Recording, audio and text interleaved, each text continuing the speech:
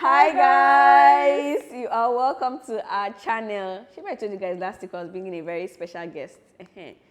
My sister, she's no stranger to this channel. She's here today with me to bust some newborn myths and to claim some facts.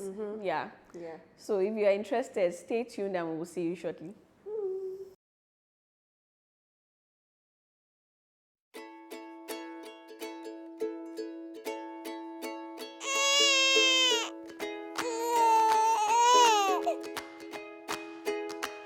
Hi, we're live again. We're back. So, what are myths, Omotayo?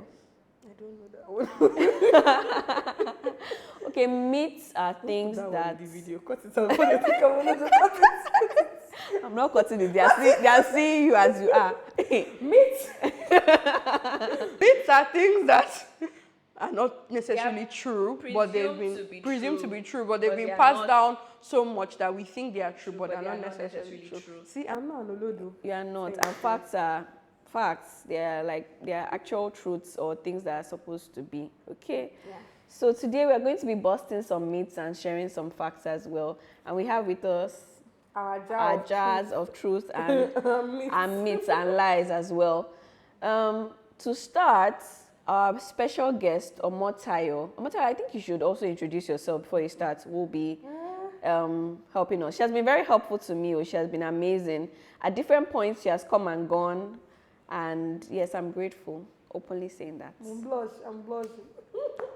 So I'm going to start with this sheet here, and it says a baby's birth length will indicate their adult length. So basically, I think this is talking about like the height of your baby when you give birth to your baby. If your baby is smallish, then that's going to be a short adult. If the baby is biggish, tallish, that's going to be a tall adult. And this is a myth. Height is a function of genetics, not a function of how you look like at birth. Like my sister, for instance, she was quite a big baby, and everybody thought she was going to be tall. Yeah, and now she's the shortest in the family. So that's a myth. It's a myth. Your baby's birth length or of their adult length. Yeah. Okay, so this one says babies sleep better on their tummies, and I know that a lot of people advise this, but it's actually dangerous for babies to sleep on their tummies. So that means it's a myth. It's a myth. So please make sure your baby is lying on their back or worse or pata on their side, okay? Those are the safer positions to avoid sudden infant death syndrome. Thank you. And suffocation. Suffocation. Yeah. Right, so I have here with me, holding a baby too much will spoil them. So to this, I always say, imagine you're extremely hungry, like you're very, very hungry, and then you need to eat, and someone says, you can't eat the food. When you eat the food, it will spoil you. Pardon? How does it even correlate?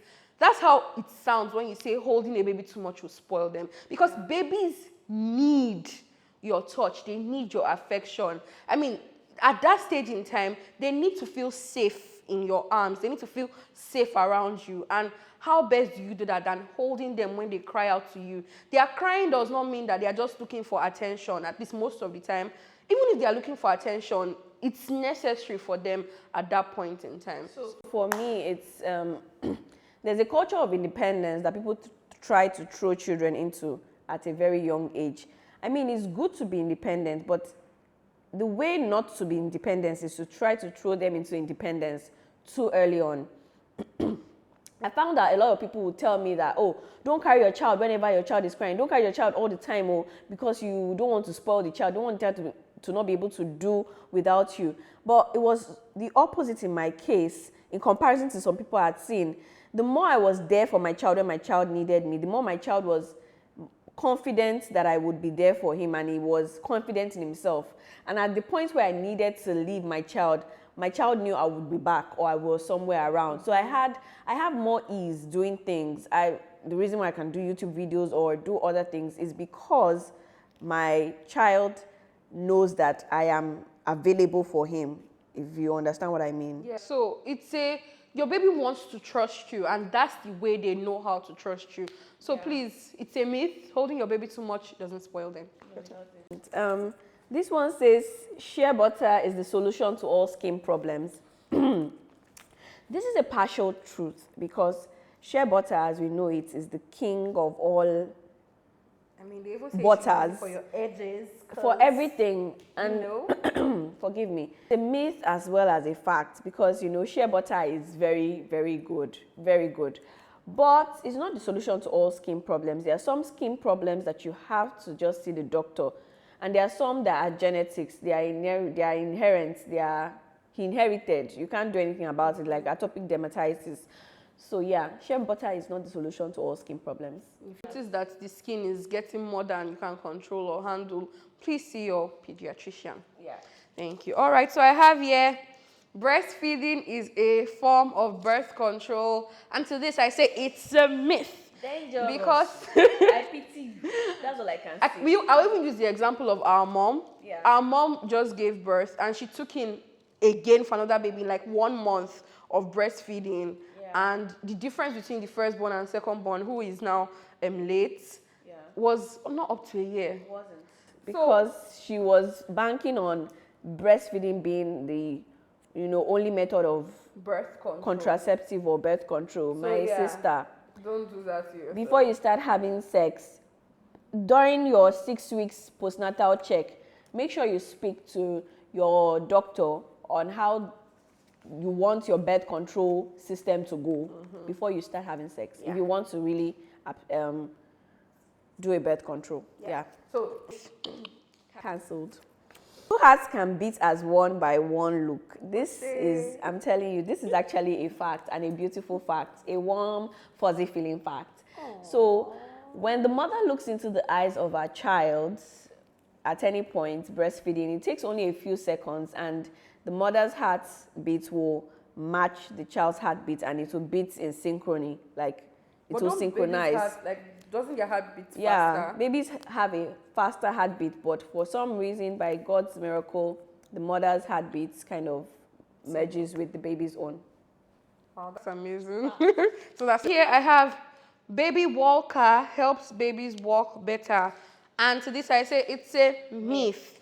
Back then, of course, you know, science always progresses, technology always advances, and we discover new stuff every day. Back then, this was believed to be true, but a lot of studies have shown that it actually stunts the developmental milestones of your baby, and yeah, it can affect them in more ways than help them. So baby walkers don't help babies walk better. Thank you. Okay, so this one says Tiro or Kajal aid better eyesight in babies. Mommies, daddies, especially our grandmommies, Tiro or Kajai does not help your baby's eyesight in any way. In fact, it's actually it is more harmful. Any form of makeup, first of all, I'm adverse to it, but they don't see it as makeup. They see it as something that helps the child's eyes be better while beautifying the child. Please and please do not project your own insecurities on the child. Your child doesn't look better with Tiro. I don't know who is telling you, but their natural beauty is better than those things that you put to color their eyes. And secondly, a baby's eyes are sensitive and delicate. Why are you putting foreign bodies inside? If I put eyeliner and it enters my eyes, it will be scratching you. Boy. It will be itching you. So please, let's desist from this bad behavior. It's not only a myth, it's a bad behavior, and you need to desist from it. Thank you. All right, so I have here, babies should be given water in hot weather, and I think that's a partial truth. Babies under 6 months who are exclusively breastfeeding don't need water, right? Yeah. But babies above, you see how I was looking at you? Yeah. Well, even under 6 months, if they're formula fed, I think you can give them water. Breastfed. Yeah, but babies. exclusively breastfed babies do not need water. Because the milk has everything that the baby needs. So yeah, it's a partial truth, and yeah. Exactly. So this one, why am I getting all these kinds of wonderful things? So this one says, gripe water or agbo aids digestion in babies, and it helps colic. You know, whenever I see people using medicine for every single thing, some people use medicine when their baby is teething. You don't need those things. Your baby doesn't need those things. Your baby has a natural function that helps them to adapt. Just give them what they need, breast milk, feed them. They will go through those pains. They will go through teething pains. If they have low-grade fevers, well, maybe you can, except it's high-grade fevers. I don't even think you should use paracetamol so quickly for low-grade fevers. So, yeah, And the constant use of paracetamol every single time can damage the liver. So parents, let's beware. Don't use agbo. Agbo can damage your baby's liver. Don't use gripe water. Can damage kidneys. It's not aiding any digestion. Worse, if your baby is having colic, which some studies have shown that it doesn't even exist. If the baby is having colic, then you can do tummy movements on the baby's belly to aid digestion. And I've realized that the excuse is always, well, my mother did it for me, her grandmother did it for her, my neighbor's child did it and nothing happened. Yes, nothing may have happened, but don't take chances with your baby's life. We've seen a lot of stories. Still yesterday, there was a story of a woman who, or it wasn't yesterday, a while ago, who put crude oil, who gave the child crude oil. Gave the child crude oil. The pastor said that to fix the baby's heart. And the baby died. There's one that happened here in Rivers State where the neighbor was the one that advised her to put otapia is an insecticide on her children's hair because they had lice, right? Why? One of them died. So let's stop doing all this. Does it make sense to you? Sorry, does it make sense to you? You as an adult, you cannot drink that thing. You're not be giving a child. So let's stop all these things. I remember when I was in secondary school when I had like this terrible cold and my housemate put rub inside tea and said I should drink it. And I was like, rub? I was in secondary school and I was like, no, that ain't right. She was like, no, it will clear your chest. Eventually, after so much, she made me drink it, but I was so uncomfortable and I felt like my throat was blocking and it was horrible. So those things are just wrong. Please stop using your children as experiments. God will help. Thank you and God bless. Amen. And stop using other people's children as experiments. Yes. Thank you and God bless. Okay, well, my turn, and this says, the earlier you start sitting your baby on a hard floor, the faster the baby will sit on his or her own. And to this I say it's a myth. Your baby will sit when your baby, a lot of developmental milestones, you don't need to teach your baby. Teach. You can aid, yes, which I think is the point of this. They want to aid. You want to start sitting a child. I remember, some people advised me to do that with my son, and the boy kept falling, and at the point, me and the father said, you know what, he will sit when he will sit. If he's not sitting, he's not sitting then. And he sat down at the right time that he was supposed to sit down. He crawled when he was supposed to crawl. Another problem is that a lot of times parents compare their babies to other babies. These children of sat down at this time. One of those who advised us to sit him down on the hard floor came here and said he was walking by 7 months. And I asked the dad, I'm sorry if you're watching, I told the dad, is he flying by now? If he's not flying, then his advice is not relevant. We're not going to do this to this child. So stop comparing yourself to other babies. You may have had a faster milestone, or your son or your child, but that doesn't mean you're better or you're. But I'm a level up. We will all level up. Exactly. So yeah. All right. Okay. What is this? Breastfeeding comes easily and naturally. I think over and over and again on this channel, we know that is not true. That's a myth. It's a myth because, even when you give birth for the first time, your breast milk doesn't necessarily start coming in like that. 3 to 5 days. And even when it comes in, then you're grappling with different things, suckling, latching. There are different skills that are involved. Engorged breasts. It doesn't come easily or naturally. You have to, it's a skill that has to be learned. All right, so I have here, babies staying too close to a book or to the television will damage their eyes. And to this, I say it's a myth. I'm a bit biased towards this, even though I know it's a myth, but I don't like when I see my child too close to television. I just feel it to spoil the baby's eyes. What I think. For me, for studies have shown that the television rays don't actually damage your eyes. If your baby is going too close to the TV or putting a book too close to their eyes, it's more indicative of an eye defect than the fact that that thing will spoil their eyes. So maybe that child may be short-sighted, and it's not a disability, it's not something terrible. Take your child to the eye doctor to just check things out. But saying that the television rays will damage your baby's eyes, that's not true. Thank you. Or a book. If your baby is going too close to a book, you won't damage their eyes, but it may be indicative of myopia, short-sightedness. Exactly. Okay. So from this end, it says small breast equals small breast milk. That's a myth. The smaller your breast, the bigger your production if your baby is demanding, if you place a demand on your breast. What am I trying to say? Demand equals supply. I had a smaller breast size when I was starting out this journey, and now I'm a bigger breast size. And yeah, it helps that I'm a bigger breast size, but you know the funny part is that I've only used one breast to breastfeed my child. So this is even for those who feel they are disadvantaged. If they've had a surgery and they've had to remove one breast, you can feed your child with even one breast. How much more? Two small breasts. Two heads are better than one. What am I trying to say? Supply is based on demand and not based on the size of the breast. All right. So I have here breastfeed. This is funny to me. Breastfeeding mothers / new moms should eat bland, hot food always. This is a myth because, you know. We saw in our movie review after one, you know, they want you to always take pap or bitter pepper soup. I remember the day my sister gave birth, she got shawarma, and we were like, no, you can't eat shawarma. I ordered shawarma for myself you because can't I wanted eat to eat shawarma, and I Where? ordered juice. Where? I ate Guess it. what? I was so angry because Tummies that said, no, you can't eat it now. Even the doctors and the nurses were quiet, and my sister had to take the shawarma and the juice away. And I was giving, what was I giving that night? Pap.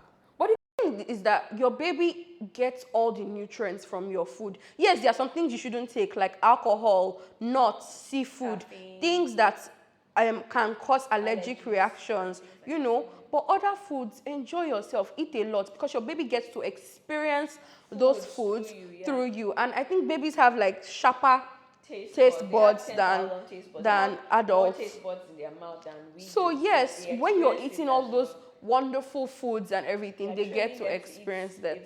Exactly. So yeah, that's a myth. Yeah. It's a myth. Okay, breast milk inside the breast can go bad or spoil. This one I heard from my friend. That one is ridiculous, because can the organs inside you go bad and spoil? Like, let's say you didn't use the toilets for a long time, your intestines will spoil. For this myth from a lot of people is that if you do not give your child the breast milk within some hours, if you have an engorged breast, etc., then that breast milk has to be expressed and thrown away because it is sour. Your baby's breast milk, like a man that is on serious, the food always has to be prepared fresh.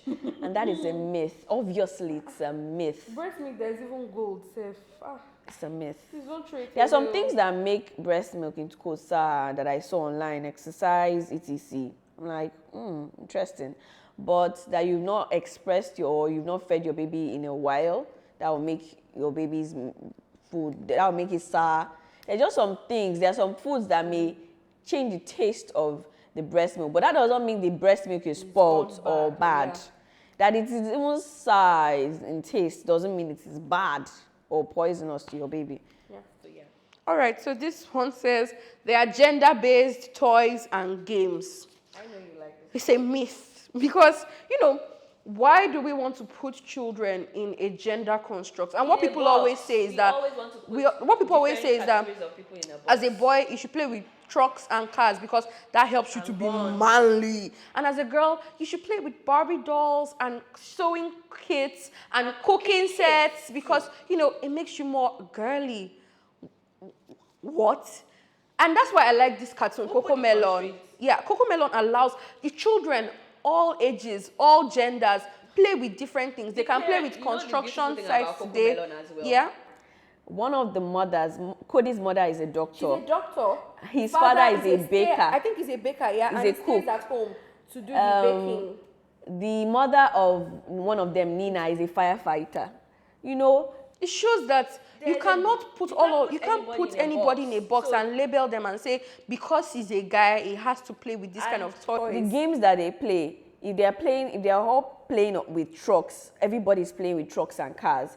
If they are playing with cooking sets, everybody's playing with cooking sets. You don't need to segregate anybody or any child and make them feel like as if they are not strong enough or they are weak by playing with cooking sets. You know, everything is a life skill. Cooking is a life skill. Your boy should learn how to cook. Yeah.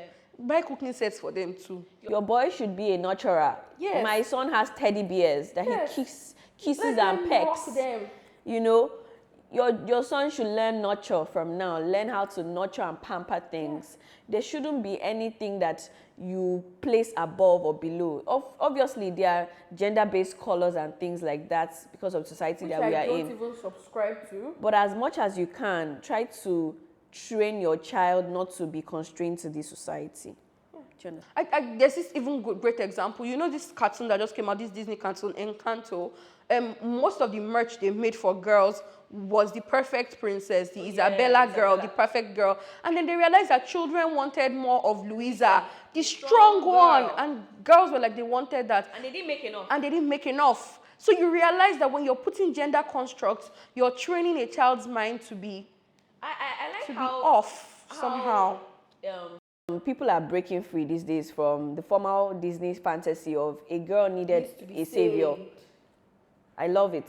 So don't train your children like that either, because it will affect them later on. Okay? Yeah. Yeah, this one is another wonderful one. I think Classical. it's your final one, yeah? No, two more. Classical music makes a baby smarter.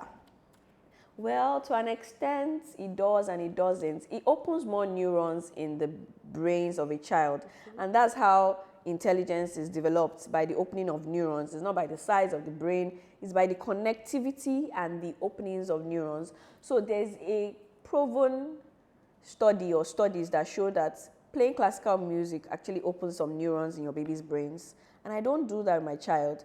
It's also shown that speaking different languages and open children up to languages also does the same, opens neurons up in their brains. So if you can, practice that on your child. You'll be helping them. All right. So this is my final one here. Oh, wow. And it says, this one is for our Yoruba mothers and aunties. Yeah. Babies need gymnastics and aggressive massage to grow up strong and without fear. See, first of all, I have always been against that practice. It's a myth, by the way. I've always been against the practice where you take a baby and you're like, wah, throw the baby up, push back. Just be shaking.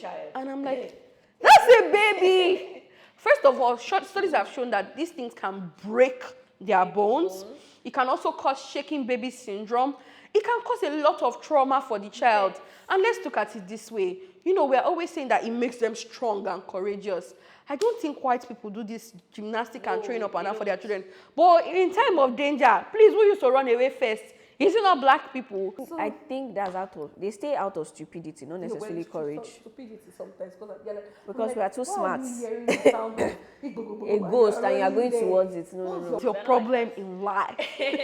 But the whole thing is that your child will grow up courageous and strong when you train them to, and when they are influenced by things around them, not because you are shaking them and bending their back and turning their head and doing all sorts of twisty to them. If you are a fearful parent, then you are going to raise a fearful child. Yeah.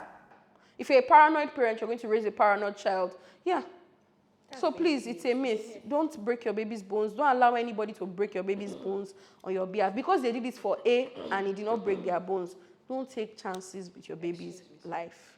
Yeah. Notwithstanding, you can do gentle massages on your child. They're actually beneficial. It's beneficial to do an oil massage on your child. Different studies have shown that it is.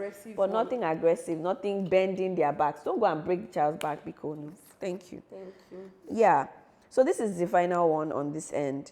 If a child rejects a meal once, then they don't like it and you shouldn't repeat it. Wrong. That affected me. Yeah, a lot. Till now, I don't eat a lot of things. She was very, very spoiled and restricted because she was the last born as well. So if she didn't want something, my parents would say no. But there were times I deceived her. For instance, egg and egg Fried yolks. eggs. I would tell her that Egg yolks were ice cream. I would just lie to her, And and then I would fried keep eggs giving was it to like her. She was chicken. very young then. You know, she was very young. So I just tried to, because I didn't understand what my parents were doing then. And they didn't do it to us. We ate everything that was presented in front of us. Now my palate, my food palate is very restricted because I don't like trying new foods. But I'm open to trying, even though I can still see that I'm still a bit more restricted than maybe the average person. But my sister, not at all.